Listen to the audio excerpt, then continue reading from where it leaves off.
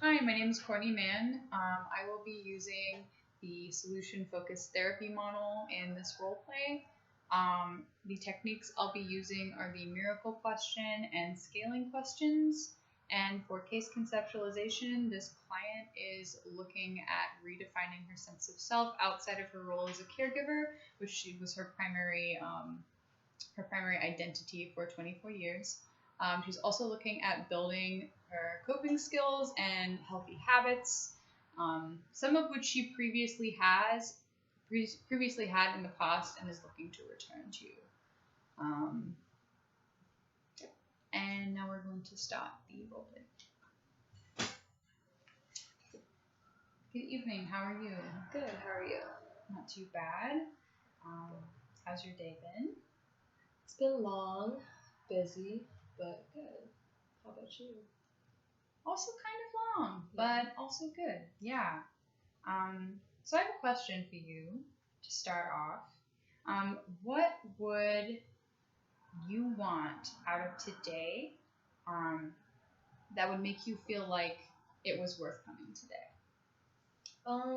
I guess one of my primary goals is just to gain some new coping skills to work through just daily issues that have been arising for quite some time. Yeah, absolutely. We can work on that. Before we get started, I actually want to go over some things with you. If that's all right? Absolutely. Yeah. So I want to touch on confidentiality first. So just letting you know a little bit about my role, about what you can expect from me and what you can expect from coming here. So everything we say in this room, everything you say in this room to me is confidential, which means, it will stay in this room. I want you to feel like you can trust me. I want you to feel like this is a safe environment. There are a few exceptions to this in certain instances. So the first instance would be if you were to let me know that you were a danger to yourself or others. So if you were saying to me that you wanted to harm yourself or you wanted to harm someone else, I would have to break confidence and report that. If you were to let me know that a child, an older adult, or an adult with a disability was being abused or neglected, I would also need to break confidence. And the last instance would be in the case of, for example, a subpoena. If a judge wanted me to speak about our time together, about the work we were doing together, I would need to break confidence there too. So does that all make sense? Yes. And do you have any questions? Not yet. No? Okay. So you mentioned coping skills. Tell me a little more about that. Well, lately I've really been struggling with the loss of my husband, who I was a primary caregiver to for the bulk of my life. And since his death, I've just really been struggling to get everything done that I need to, whether that just be maintaining relationships or, daily obligations. Right. Yeah. That's a big change in your life. So, yeah. Tell me a little more about what that struggle has been like for you. Sometimes I just find it hard to get motivated to get things done or to reach out to people even if I know it might help me. It's just been a little isolating after spending all my time and effort with one person and on one person to not have that person. Yeah, that's a big difference that I can imagine it would take some time to adapt to that. Yeah. Definitely been an adjustment. I want to commend you for coming today. I see that, that is a step towards what you've described to me as something that you'd like. So I wanted to commend you for that. Thank you. So what I think we might do today is we might be looking at working with solution focused therapy. I will go through some exercises with you if that's all right. They might be a little strange every now and then, Um, but first, I wanted to ask a few more questions. Well, before I do that, solution focused therapy is mostly focused on goals and solutions. So we'll be mostly focusing on like what you would like out of these sessions, what you want to get from them, and like you achieving your goals. It'll sort of be directed through that. Okay. So my first question is, what have you done? What have you done in the past when you feel like these things have been, for example, you mentioned isolation. Is there anything that you usually find yourself doing to make that a little easier? I guess when I isolate myself, I still try to stay occupied, so I might do things at home or outside, like reading or drawing, things that I can do by myself. Staying busy, that's great. Yeah. But still, occupy the mind. Mm-hmm. Yeah, I don't know. As far as unhealthy habits go with coping, I smoke from time to time. It was something that I quit for a while with my husband, but it's just a bad habit that has been picked up again. Right. Yeah. Staying busy as much as I can. Sounds like you have sort of developed those over time as like a way to. I think those are. We can definitely work with those. Really, I also enjoy reading. So.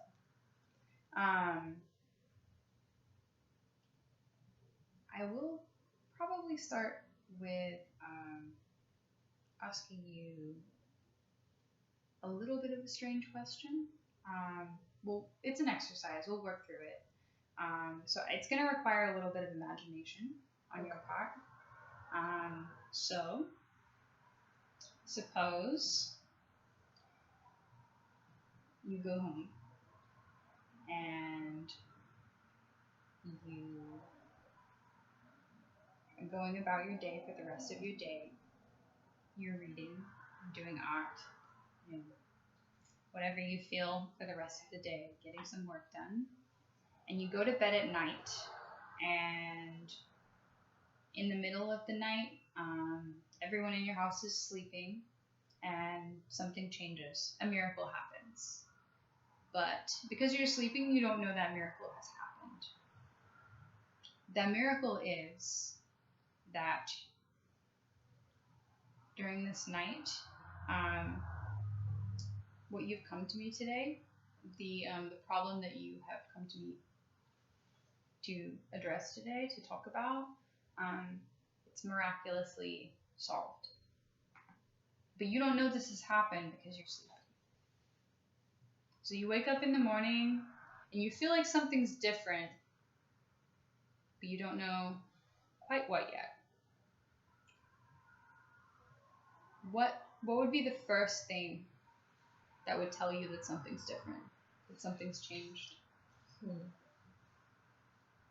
I think if I woke up and I was looking forward to everything that I had to do that day, instead of maybe just thinking about it as a list of things I have to do that day, and just obligations to fulfill, and being excited about going to work or doing, just daily tasks that I typically hate. Excited, planning, looking forward to it. Yeah. What would happen next? I would probably get a productive start if I was feeling eager about that particular day. So maybe start out, rather than lounging for a while, maybe just get up and get ready right away and start the day on a positive and productive note. Productivity, yeah. So having ideas and then going and starting those ideas rather than just keeping them ideas, actually working towards them. Wonderful, yeah. And tell me a little more about what those ideas would look like. Maybe just being more proactive about plans for later in that week, like doing things in free time, or maybe making a healthy breakfast or lunch, preparing meals rather than, I don't know, just relying on what's easy and convenient. Yeah, those are really great. What about that day? So you've gotten up, you've made a plan for the day. What's your next step in this day? Spend some time outside, probably. Get some fresh air. Mm-hmm. And maybe bring a book or something. Yeah. Say you spent some time with others that day. What would they notice about you that would say that something's changed? Maybe I would be more engaged in the conversation or more willing to share rather than just listen and take in everybody else's perspective. Yeah, they might just notice like a change in my delivery, like the way I'm speaking or the confidence I'm speaking with. Yeah, that can make a big difference. Yeah. Do people usually see?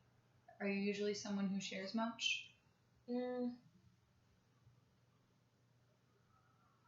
I would say since the death of my husband, probably not. I tend to be more reserved, in particular with who I share with and what I'm willing to divulge.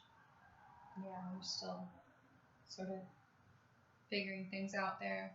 Yeah, gotta figure it out internally before you share it externally. Right. Yeah. Well, yeah, that's sounds like that would definitely that'd be something that people would notice. So sharing more, being more willing to engage in conversation. How about what would the rest of that day look like for you? Is there anything else you think would happen on this day, or these things you feel? Is this just the ideal day, or just the day of feeling? Well, it's the day where this problem you've come to me with yes. it's gone, has dissipated. I guess if it weren't on my mind anymore, I would just be focusing on finding things that I enjoy doing. Maybe spend the evening, like, I don't know, go get dinner with friends or people whose company I enjoy, and yeah, spend time doing things that make me feel happier, like I have purpose. And yeah. Can you tell me one of those things, or tell me one of those things? I would say I do like connecting with people and being of service in some way. So maybe volunteering, because although being a caregiver was a role I didn't necessarily choose, it did still give me that sense of fulfillment. So I think, yeah, maybe volunteering or getting involved in a cause that I cared about. It sounds like you do. Like you said, you find that fulfilling. Yeah. It's like a talent. Definitely. Yeah. Well, great. So if I were to ask you, for example, what would need to happen to make that first step towards that day? What do you think? Can you think of anything? Or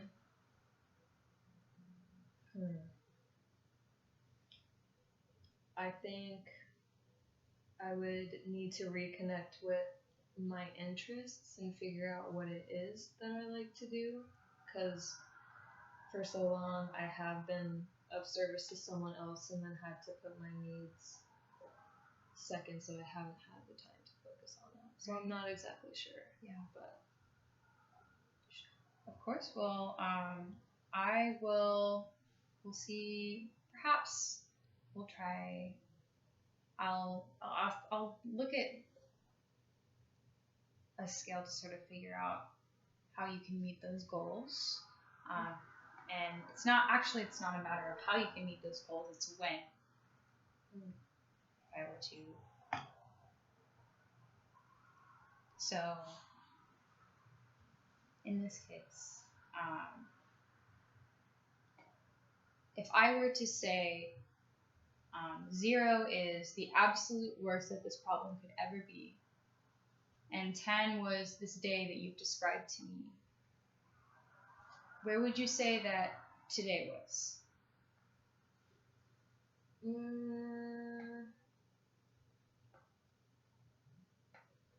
5. A 5? Sure. Yeah. Okay. That's 5 points. That's 5 points away from 0. That's great. That's a good way to look at it. Yeah, absolutely. And how about when you made this appointment? Maybe a 3. A 3? What do you think's changed between the time? What have you done differently? What have you thought differently between the time of making this appointment and arriving here? Well, I think making the appointment was honestly just the first step and a big hurdle to overcome in and of itself. Absolutely, yeah. And I think since doing that, knowing that I was actively taking steps towards trying to help myself, I've just felt like I had more control over the issue rather than it necessarily controlling me. Mm-hmm. So taking that first step is really important. Yeah, and I think that just that alone has changed my relationship with the issue. That's really great. That's great.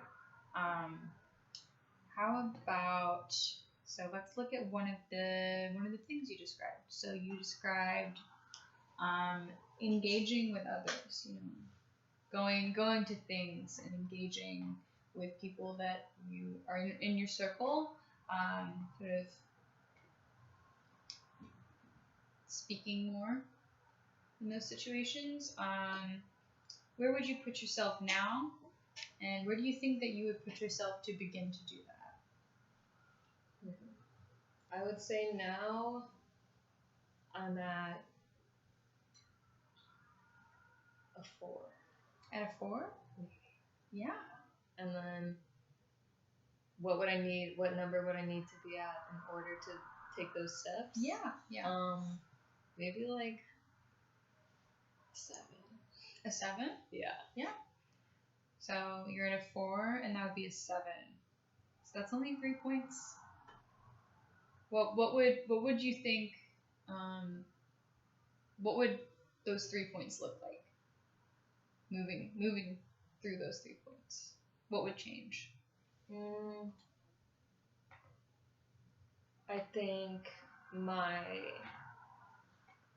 confidence in myself as a whole person, as opposed to a supportive role, would definitely, like, that mentality would shift.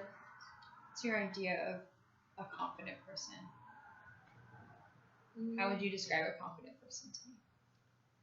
Maybe someone who's willing to behave the way that feels natural to them without being afraid of other people's perception. It's a great definition, yeah. And I don't know, I guess just finding my value in terms of my interests and the things I care about, as opposed to like just being able to help someone. Not that that's not valuable. It is valuable, but there's lots. It sounds like that's something that you're quite comfortable with. That you're looking at other sides of yourself, and that's also very valuable. So you mentioned healthy habits. You mentioned coping skills to me. You also brought up smoking. Is there anything Anything else? Let's see, what else? So you also mentioned that you were, aside from being isolated, that you were looking to sort of have a little more motivation. Definitely. Right? Yeah. What would need to change there, do you feel?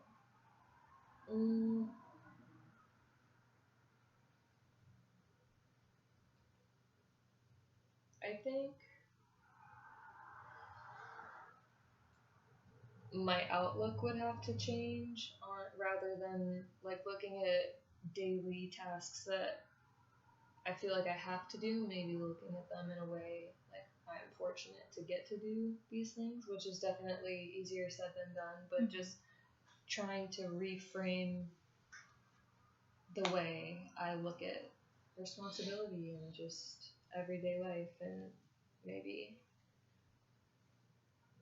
finding satisfaction in being present in the moment as opposed to thinking ahead to like future things that I also have to do. Or, Definitely. And in seeing that, what sort of steps would you take to meet that?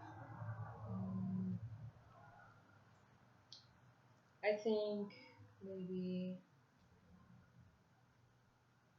considering what I'm grateful for can help remind me, just that gratitude is a helpful emotion, especially when you're feeling not particularly good. It's just a good reminder. So I want to ground us in this moment when it comes to coming up with, I think that's, how would we incorporate that? How would you incorporate that into your daily life? Sort of adding gratitude. What could you do? Maybe either list things that I'm grateful for just to myself at the start or end of the day, or try to express my gratitude if I ever actively think about it, to the people around me. Absolutely, yeah. So we have, I'm going to just go over some goals that I think you've expressed to me. You can correct me if I've gotten anything wrong. You can definitely correct me. These have to be your goals. They have to be things that you're excited about. So we have, feeling gratitude, feeling like the tasks of the day, being more excited for the things that you have to do during that day. And you mentioned that you wanted to sort of list those at the beginning or the end of the day, sort of engaging more. What kind of thing could change to sort of move towards that?